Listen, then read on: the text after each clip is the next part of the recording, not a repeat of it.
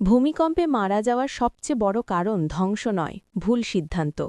কয়েকটা নিয়ম জানলে বাঁচাতে পারে আপনার জীবন। জানেন কি সেগুলো? ১.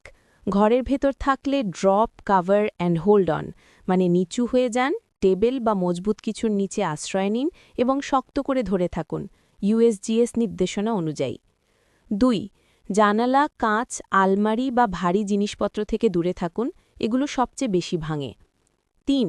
দরজার ফ্রেমে দাঁড়ানো নিরাপদ নয়, এটা আধুনিক ভবনের ক্ষেত্রে প্রমাণিত ভুল ধারণা, ইউএসজিএস। ৪. লিফট ব্যবহার করবেন না, সিঁড়ি বা খোলা জায়গা ব্যবহার করুন। ৫.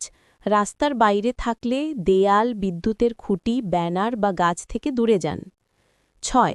মোবাইল চার্জ রাখুন, জরুরি নম্বর মুখস্থ রাখুন, পরবর্তী কম্পনে যোগাযোগই হতে পারে সবচেয়ে বড় শক্তি।